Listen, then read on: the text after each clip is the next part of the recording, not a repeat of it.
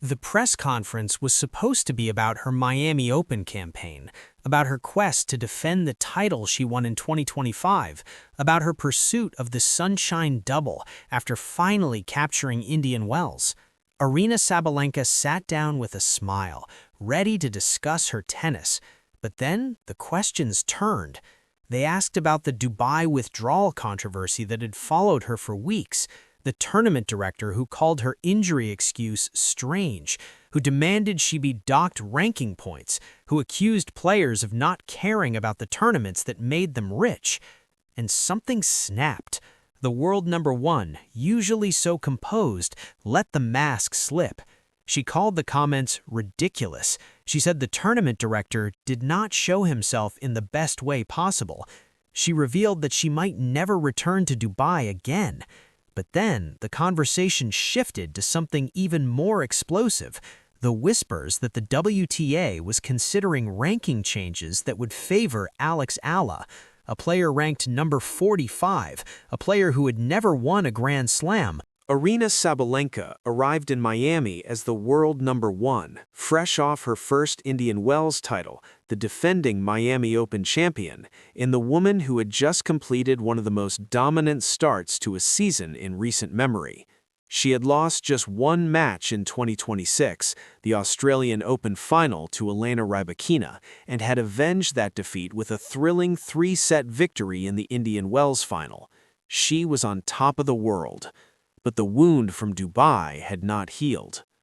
In February, Sabalenka and Iga Świątek had withdrawn from the Dubai Tennis Championships, a WTA 1000 event that fell in the middle of a brutal stretch of the calendar. Sabalenka cited a minor injury, Świątek cited mental exhaustion. Both decisions were within their rights. Both were prioritizing their health. But Dubai tournament director Salah Talak was not happy.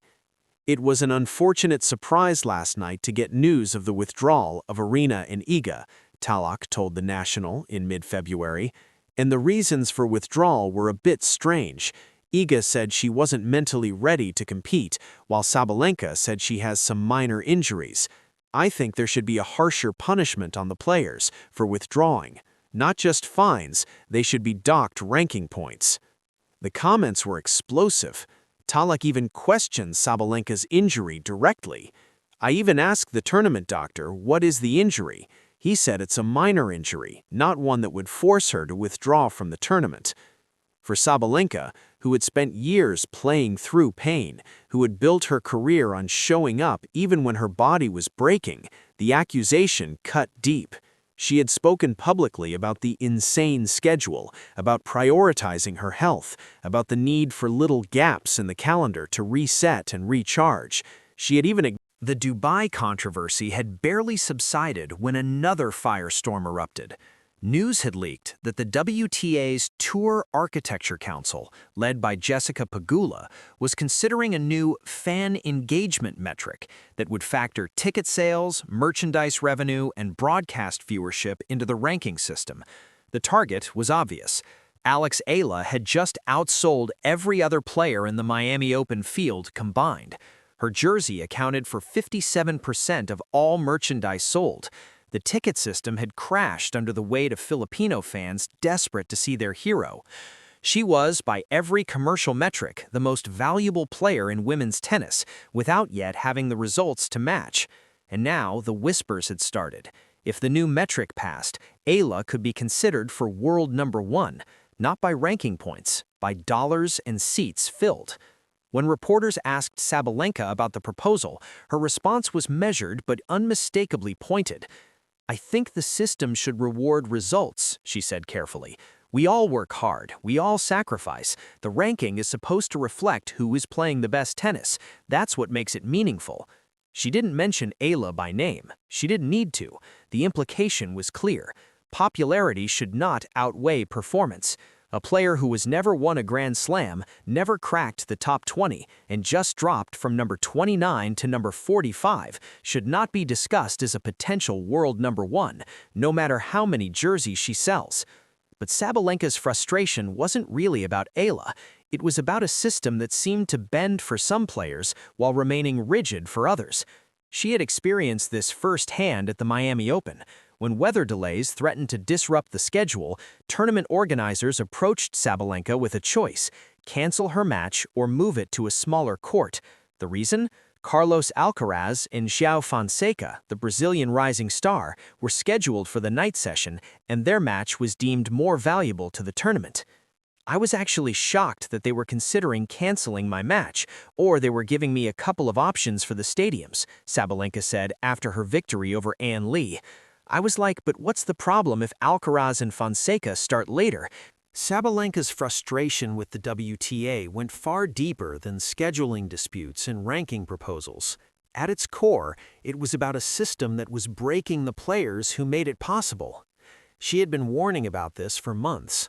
In January, she announced that she would skip select tournaments in 2026 to prioritize her health, despite the risk of sanctions from the WTA. The rules were clear. Top players are required to compete in all 4 Grand Slams, 10 WTA 1000 events, and 6 WTA 500 events each year. Violations can result in fines or ranking penalties. But Sabalenka had reached a breaking point. The season is definitely insane, and that's not good for all of us, as you see so many players getting injured, she said at the time. The rules are quite tricky with mandatory events, but I'm still skipping a couple events in order to protect my body, because I struggled a lot last season. She spoke about playing tournaments while sick, while exhausted, while her body screamed for rest. Even though the results were really consistent, some of the tournaments I had been playing completely sick, or I've been really exhausted from overplaying, she admitted. The WTA had taken notice. A spokesperson said in January, "Athlete welfare is and will always remain a top priority for the WTA.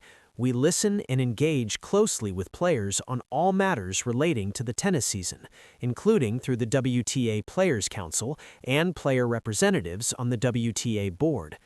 But for Sabalenka, words were not enough. She wanted action. She wanted a schedule that didn't break players. She wanted tournament directors who understood that withdrawing was not a sign of weakness, but a necessary act of self-preservation. "I feel like scheduling is going crazy, and that's why you see so many players injured, always taped and not delivering the best quality matches, because it's almost impossible," she said.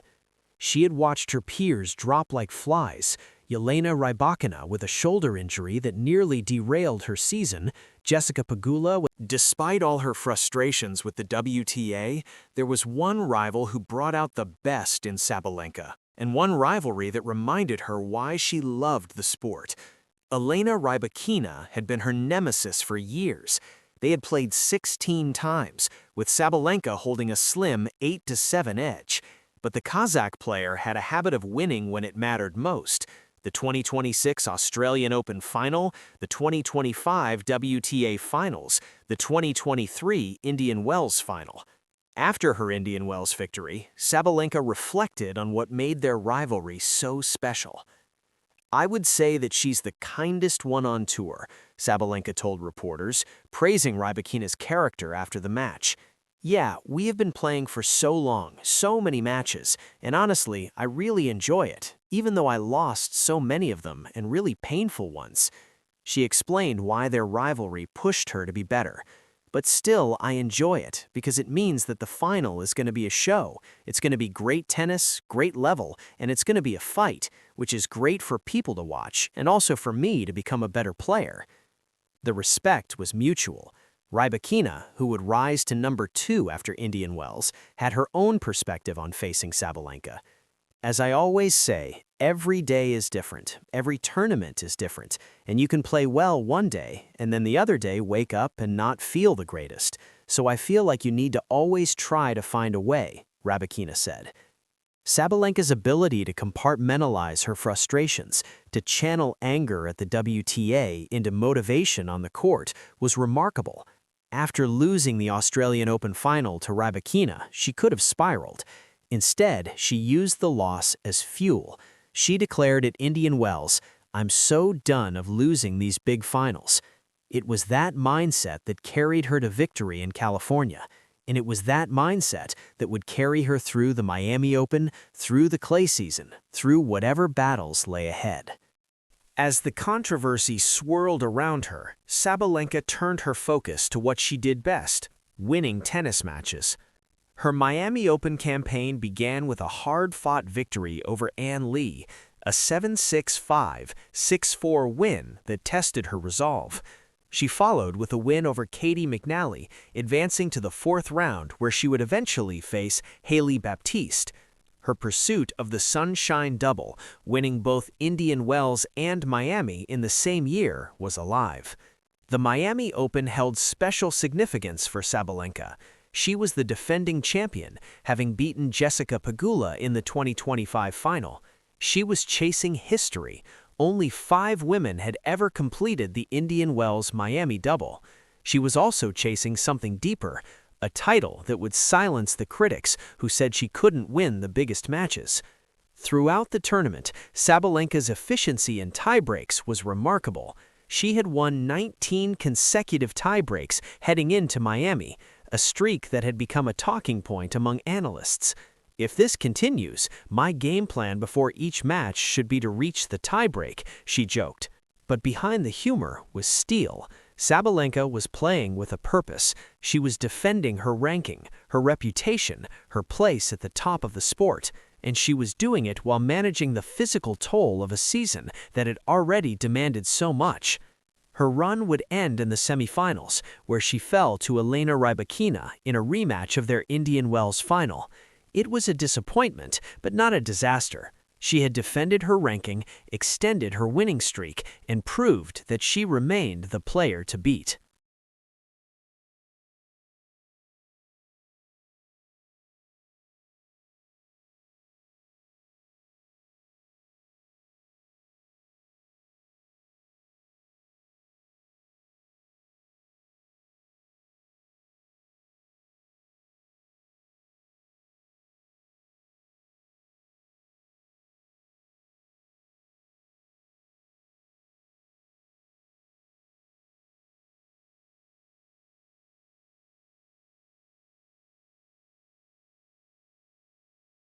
Sabalenka's anger at the WTA was not just about Dubai. It was not just about scheduling. It was about a system that, in her view, had lost sight of what mattered: the players. When she called Talak's comments ridiculous, she was speaking for a locker room that had grown tired of being treated as assets rather than athletes. When she said tournament directors just care about their sellings, about their tournament, she was naming a truth that many players felt but few voiced. And when she threatened never to return to Dubai, she was sending a message: players have power too. The Eala No.1 talk was a symptom of a deeper problem. The WTA was so desperate to capitalize on the Filipinas' popularity that it was willing to rewrite the fundamental rules of competition. Sabalenka, who had climbed to #1 the old-fashioned way, by winning matches, by grinding through tournaments, by proving herself on the biggest stages, saw this as a betrayal of everything the sport stood for. But Sabalenka's frustration was not with Eala. It was with a system that seemed to bend for some players while remaining rigid for others. She had been moved to a smaller court at Miami to accommodate Alcaraz and Fonseca's popularity. She had been criticized for prioritizing her health while younger players were celebrated for doing the same. She had watched as the sport she loved slowly, inexorably, became more about marketing than merit. Her outburst was not just about her, it was about the future of tennis, about Aryna Sabalenka just did something that's been building for years. She went off on the WTA. Not with a prepared statement, not with carefully crafted talking points, but with the raw frustration of a player who has given everything to the sports and watched it give back less than she deserves. She called out the tournament director who accused her of faking an injury, questioning whether she would ever return to Dubai. She exposed the scheduling chaos that forced her to choose between playing on a smaller court or having her match canceled. And she made it clear that the whispers about ranking changes to favor Alex Eala were just the latest example of a system that values popularity over performance. Through it all, she remained the competitor she has always been. She defended her Miami Open title with grit, extending her winning streak and reminding everyone why she is the world #1. She spoke about her rivalry with Elena Rybakina with the respect it deserves, showing that even in her anger, she has not lost sight of what makes tennis great. But the wounds from Dubai have not healed. The frustration with the schedule has not faded, and the fear that the sport she loves is losing its way has not quieted. Sabalenka's outburst was a warning to tournament directors who forget that players are humans, not assets, to a WTA that talks about athlete welfare while forcing players to compete through exhaustion and injury, to anyone who thinks that popularity should outweigh performance. The question now is whether the WTA will listen, or whether, like Sabalenka's threatened boycott of Dubai, her words will be ignored until it's too late. Was Sabalenka right to call out the WTA? Drop your thoughts in the comments below. And be sure to subscribe to Rally Radar now for daily WTA news, match breakdowns, and stories that go beyond the scoreline. Because at Rally Radar, every day is match day.